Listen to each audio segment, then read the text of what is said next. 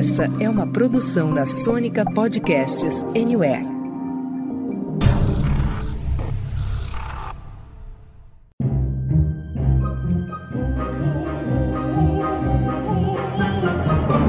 Senta, que lá vem spoiler.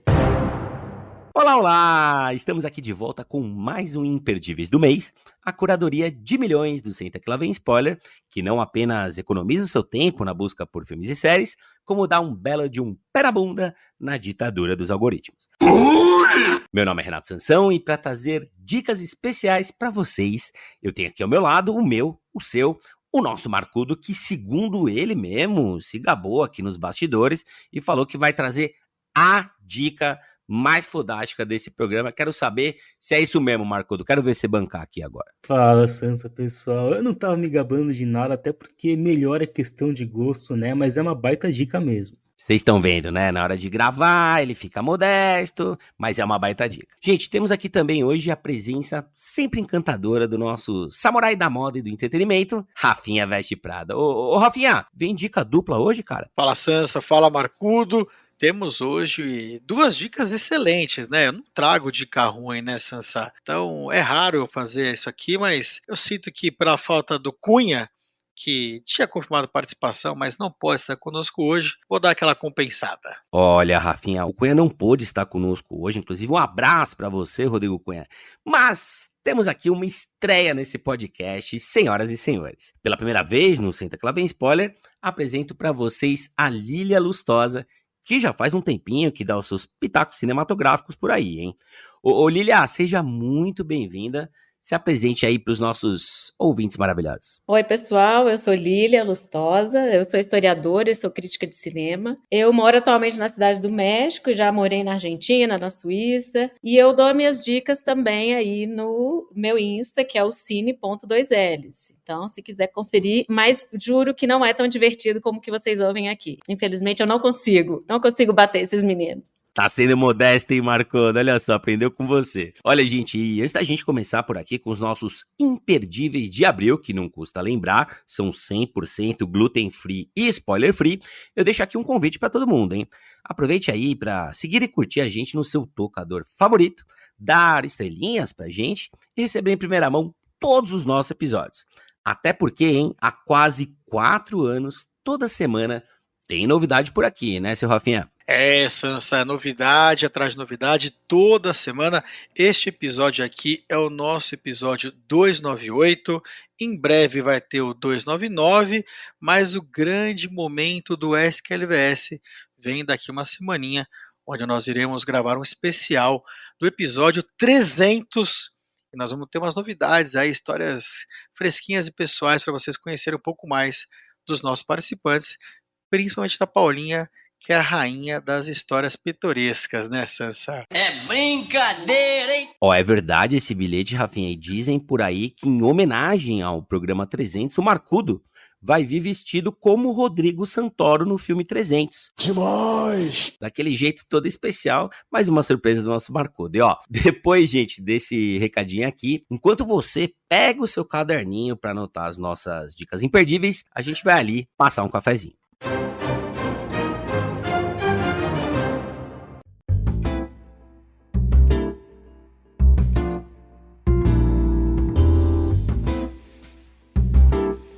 Hoje eu vou falar sobre Close, o filme belga que concorreu esse ano ao Oscar de melhor filme internacional, passou pelos cinemas do Brasil e agora está chegando lá na MUBI.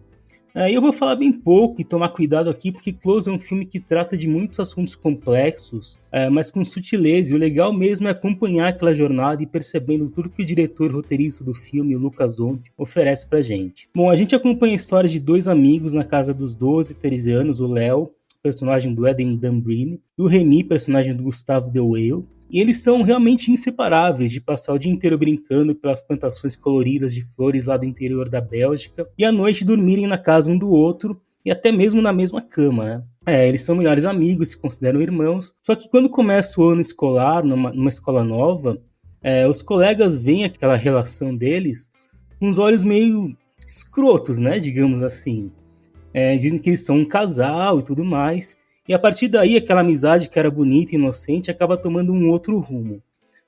Close é um filme bonito por inteiro, primeiro visualmente, pelo uso fantástico que ele faz das cores, pelo conflito do sol e das flores coloridas com a chuva e a noite. É bonito também por transmitir muitos sentimentos que estão aflorados, sem ter que ficar verbalizando. É um filme que não deixa os principais conflitos óbvios. Isso acaba fazendo a gente se aproximar mais da história, porque a gente é assim também, né? A gente tem dificuldade de mostrar o que a gente está sentindo.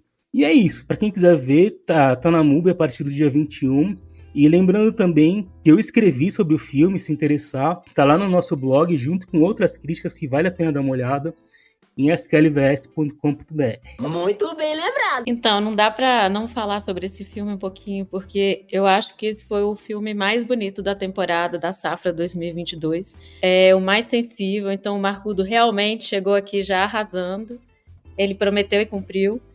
E é um filme que, como vocês falaram, a fotografia maravilhosa. Tem umas cenas lindas na escola, quando eles vão para a escola, que a câmera se afasta e ele fica sozinho, ele e o amigo sozinho na multidão, né? Que realmente eles saem daquele microcosmos em que eles viviam, protegidos, e vão ter que se enfrentar, se deparar com a realidade, né? Que é cruel. Então, eu acho que é um filme muito bem feito, muito bem atuado. Os dois meninos dão um show de interpretação. E é um filme que tem que entrar na listinha de todo mundo, porque é maravilhoso. Olha, eu quero dizer aqui que eu adoro Nada de Novo no Front. Eu acho Argentina 1985 um filme muito bonito e bem feito. Mas como cinemão, na minha opinião, Close foi o melhor filme internacional e um dos melhores filmes da temporada 2022. Vou dar um RT no Marcudo e na Lilia. E eu acho interessante a gente observar que o cineasta Lucas Dont tem apenas 31 anos, gente. Novíssimo, né? Ele fez um filme muito interessante para quem gostou de Close. Vale a pena assistir o Girl. Eu não tenho certeza, mas eu acho que ele tá na Amazon Prime Video. E que tem uma temática que não é tão diferente assim da de Close, e que tem muito da autobiografia dele. Então ele coloca muito da intimidade dele nos filmes e sabe filmar como poucos. Vale a pena acompanhar a carreira desse cara, e vale a pena, a partir de sexta-feira, ir lá na MUBI, dar o play em Close, que baita dica, hein, Marcudo? Olha, a gente já começou o programa com a melhor dica. Não tenho dúvida disso, viu, Marcudo, viu, Lilia, viu, Sansa? Mas eu vou tentar trazer aqui uma dica muito boa de uma série que estreou lá na HBO, chama Rain Dogs, tem somente 8 episódios. Ela foi criada e escrita pela Cash Carraway, que é a autora do best-seller Skin States, e fala um pouco sobre uma família que vive numa pobreza extrema lá na Inglaterra, uma mãe e uma filha, e que tem um melhor amigo, que é super rico, tem a melhor amiga, que trabalha numa funerária e está sempre bêbada. Mas o mais legal aqui nessa série não é somente a relação entre esses personagens, mas sim como ela foi construída. A própria Cash Carraway, que criou e escreveu essa série Rain Dogs, ela era pobre, foi muito pobre. A atriz que faz a Castello Jones, que é a mãe, que é vivida por Daisy May Cooper aqui, uma mãe solteira e pobre, antes de ela conseguir o papel para esta série, ela depois se formar atriz, passou muita fome também, trabalhou como doméstica no Reino Unido.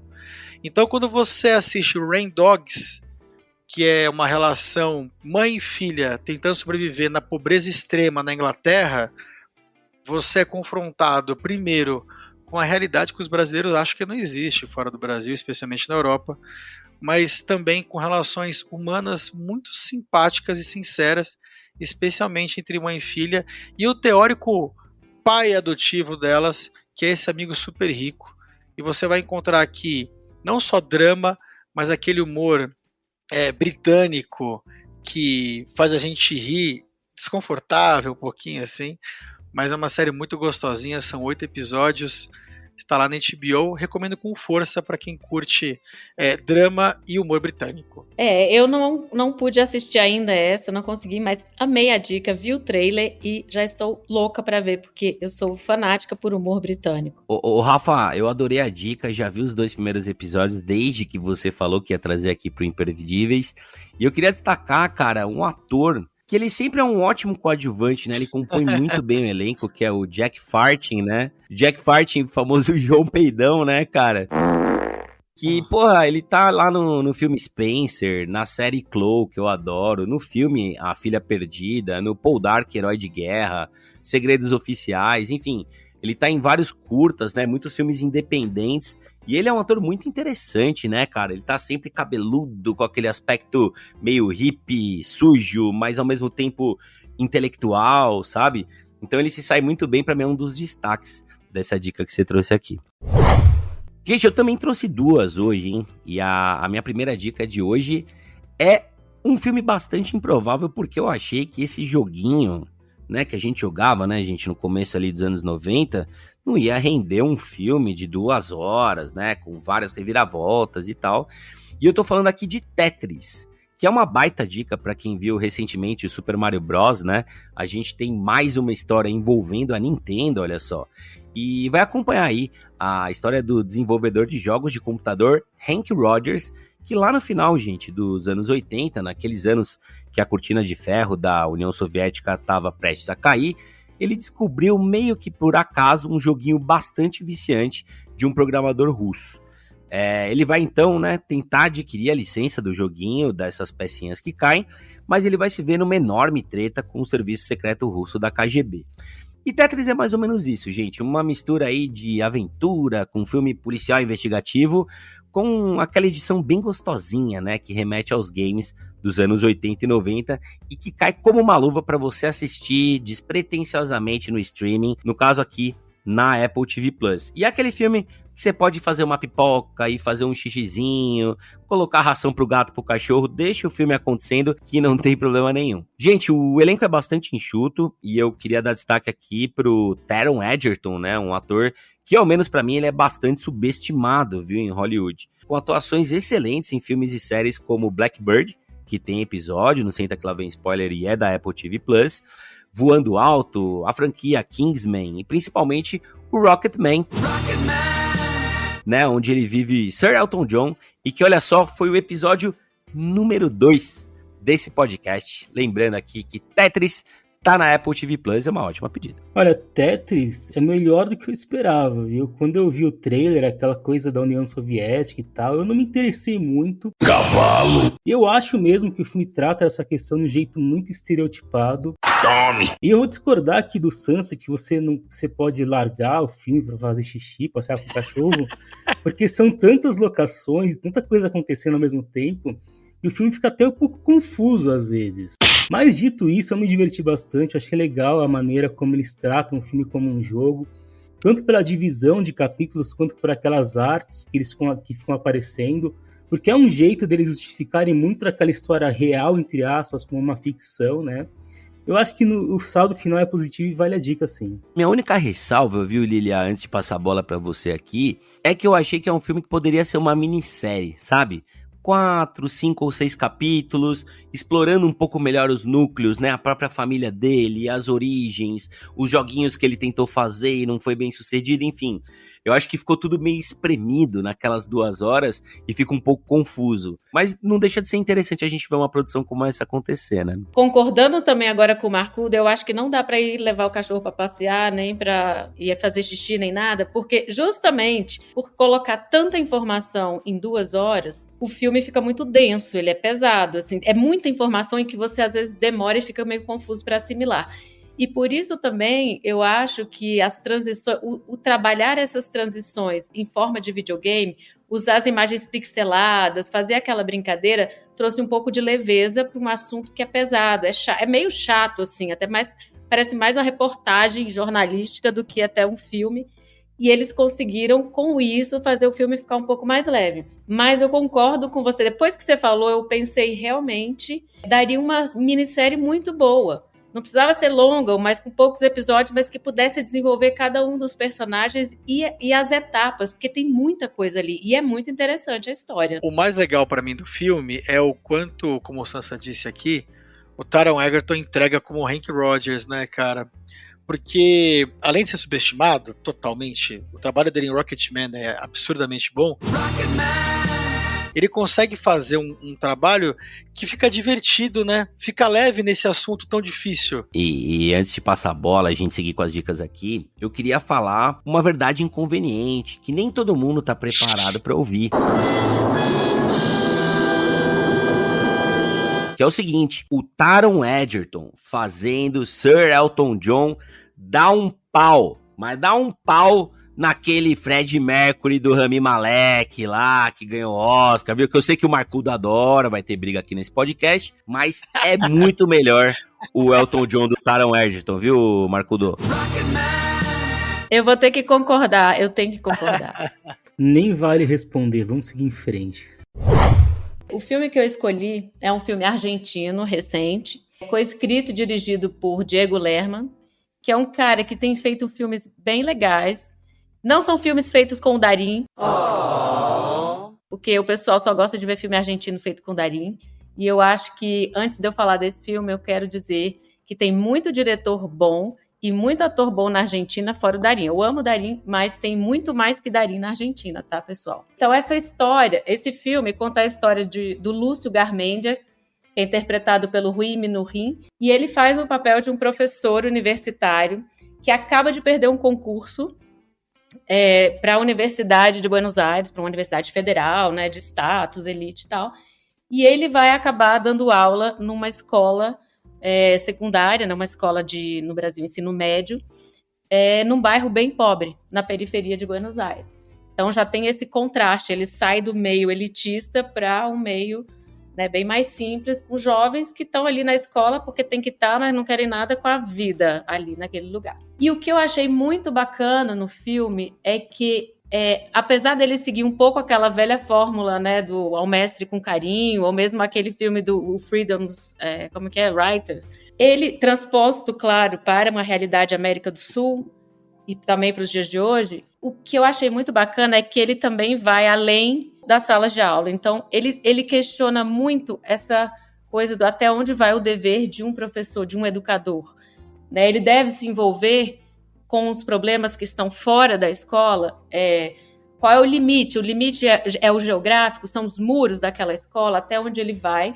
E a maneira como isso é feito é muito bacana, porque ele desenvolve outros plots também, porque aí ele pega o Lúcio, que é o personagem principal, em 3 aspectos. É o Lúcio, o professor, Lúcio, pai, e o Lúcio, filho. Então, assim, é uma ficção, mas é uma ficção muito com cara de realidade argentina e muito diferente dos filmes que a gente vê da Argentina, que mostram aquela arquitetura de Buenos Aires, afrancesada, aquela coisa com cara de Europa. Não, esquece, nada disso. Estamos ali falando da periferia de Buenos Aires. Você não vai ver nada bonito. Não é bonito. O cenário não é bonito. A história é bem bacana. O filme O Substituto, em espanhol é El Suplente, está na Netflix. Caramba, hein, Lilia, você falou aí portas e janelas. Na hora eu lembrei de Medianeiras, que é outro filme argentino sem Ricardo Darín, que funciona maravilhosamente, mas é um filme fofo, né, gostosinho. E O Substituto a gente já vê desde o cartaz que não é esse o caminho que ele vai seguir, né? E eu queria só dizer aqui, gente, que eu tenho um carinho enorme por professores e professoras substitutas, desde que a professora Suzana substituiu a professora Helena no Carrossel. Entra, vem no picadeiro, pintar essa cara com tinta e pó. Então sempre tinha um professor substituto na escola, ou até na faculdade, eu acolhia com muito amor, com muito carinho. Você vê que ele não tá tão pronto, não tá tão preparado, às vezes tá até um pouquinho tímido, e eu imagino que seja o caso aqui, já tá no topo da minha lista. Obrigado pela dica, viu, Lilia? Esse diretor, inclusive, o Diego Lerman, ele, assim, vale a pena ficar de olho nele, ele já tem outros filmes. Tem um filme que eu assisti em 2015, quando eu tinha acabado de chegar na Argentina, ele é um filme de 2014, se chama Refugiado, também está na Netflix. E aí é bem diferente desse, é um thriller mesmo, é sobre violência doméstica, mas é um filme tão bem feito, tão bem montado, que ele fala de violência doméstica, você fica tenso o tempo inteiro no filme, assim, na ponta da cadeira, e você não vê cenas de violência. É uma violência muito mais psicológica, que te deixa ali angustiadíssimo, super bem feito, bem dirigido, e eu ainda tive a sorte, não sei se é sorte, mas eu considero uma sorte, de ter ido assistir esse filme numa Villa, que é uma favela, lá na Argentina, dentro de um programa da ONU, em que eles iam mostrar esse filme para mulheres que sofrem violência. Então, o filme funcionou como uma catarse. E eu sou meio durona para chorar em filme, não sou muito de chorar, não. Close eu me acabei de chorar, mas em geral não choro muito, não. Quando eu assisti esse filme, eu vi o filme todo, ele é pesado, mas eu fiquei inteira. Quando as luzes se acenderam... Não, aí uma mulher que estava na plateia levantou a mão e quis falar. E disse que o que acontecia ali era exatamente o que acontecia com ela, na vida dela. E começou a contar a história dela. E aí eu desmanchei, eu comecei a chorar muito. E aí acenderam as luzes. Quando acenderam as luzes da sala, eu estava inchada de chorar pelo relato da mulher. Mas é porque o filme realmente ele é muito real, assim, sabe? Ele desperta realmente muito sentimento na gente, assim. É muito bom. Vale a pena. Então eu recomendo também, do mesmo diretor, Diego Lerma, argentino, o filme Refugiado, que está na Netflix. Bom, gente, olha, ao contrário da dica da Lília, que esteve em diversas mostras internacionais, inclusive aqui na Mostra de Cinema de São Paulo no ano passado, né? Eu vou falar aqui de uma série que está na Netflix, tem 3 capítulos somente, é uma minissérie, é de uma série da Netflix, chama Manhunt, e aqui nós vamos falar sobre as bombas de Boston, durante a Maratona de Boston em 2013, e tem alguns fatores que eu achei interessante, é por isso que eu estou trazendo para cá. Normalmente, quando a gente vê uma dessas séries Manhunt da Netflix, a gente se depara com uma certa glorificação da capacidade americana em neutralizar esses terroristas, que no caso aqui eram chechenos e islâmicos.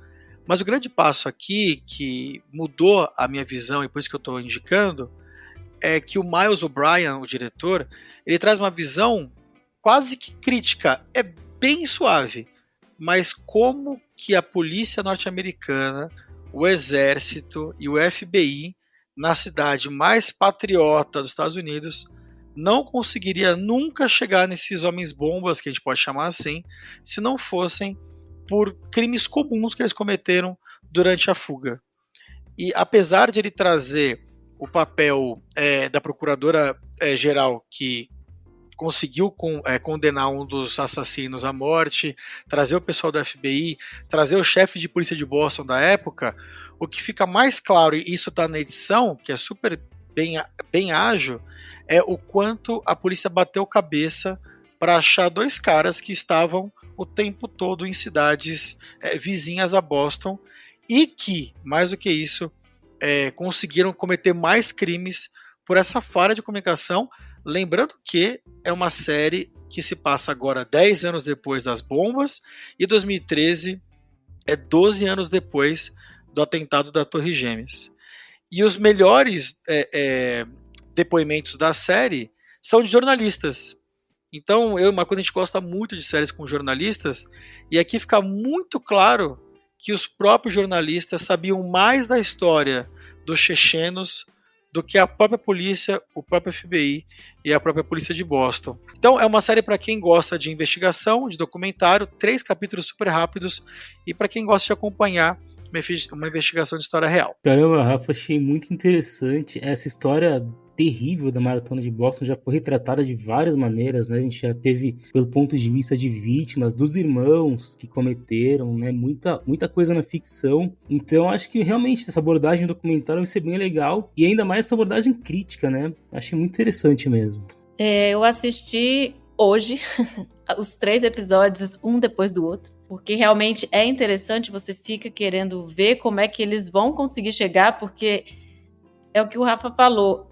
É incrível você ver FBI, Parará, todo mundo junto, batendo cabeça e não conseguindo achar 2 moleques. Assim, é até meio que ridicularizando um pouco essas instituições que são tão fortes. Mas, ao mesmo tempo, eu achei muito interessante também terem colocado o pessoal, uns muçulmanos ali, dando depoimento, para tentar também quebrar um pouco essa coisa, porque é muito estigmatizado, né? E a gente não pode nunca achar que porque é muçulmano vai ser terrorista. Isso aí a gente realmente precisa acabar com esse pensamento. Você lembrou bem dos muçulmanos, né, que aparecem, Eu acho que a frase mais triste de todos do documentário é quando um dos muçulmanos da mesquita dele, eu não lembro se foi o amigo, que fala que quando deram os atentados, a primeira coisa que ele pensou foi que não sejam muçulmanos.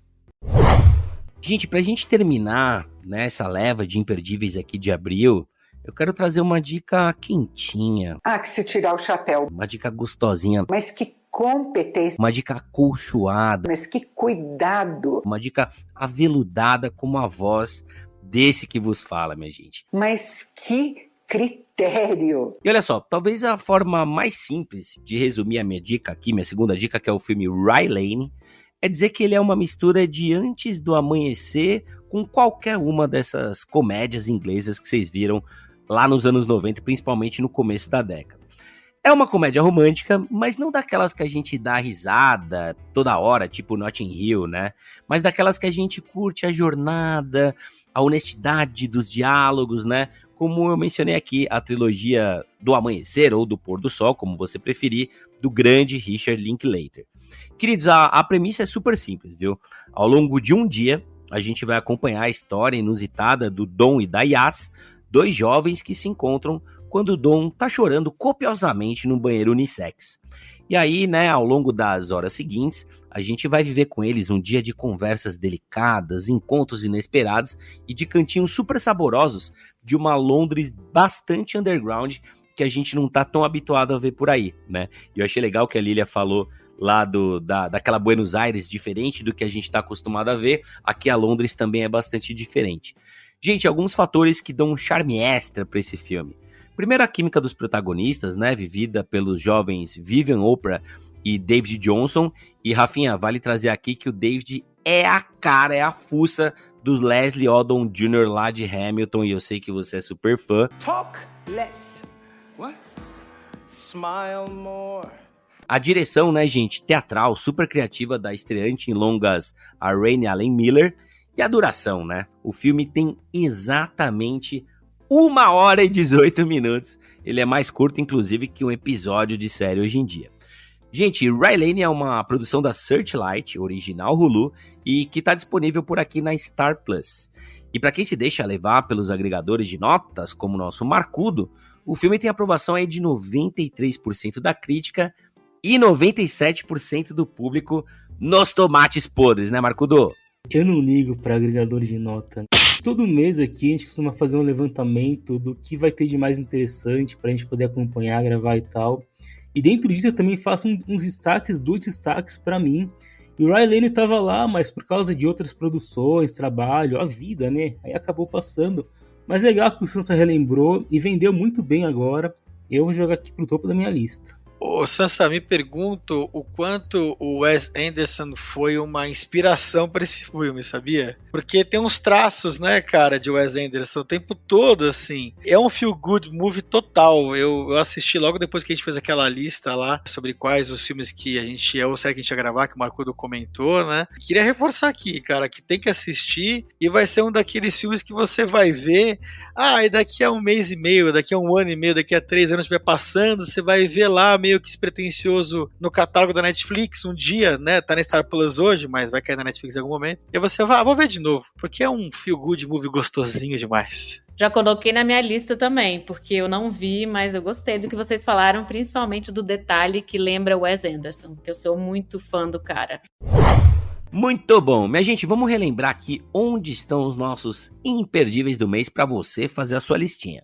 Olha só, o filme O Substituto e a série documental American Manhunt, The Boston Marathon Bombing estão lá na Netflix. O filme Tetris está na Apple TV+, a série Rain Dogs está lá na HBO Max, o filme Gracinha Rylane está na Star Plus e o filmaralhaço Close espera por você lá na Mubi. Ufa! Gostou das dicas? Então dá um pulinho no Insta do SQLVS e conta pra gente quais são os seus imperdíveis do mês. Porque já sabe, né? Um copo d'água, um ombro amigo, um likezinho e aquela dica imperdível não se nega a ninguém. E o que não se nega também é um abraço carinhoso aqui nos meus comparsas de sol, de chuva, de cinema e de sofá.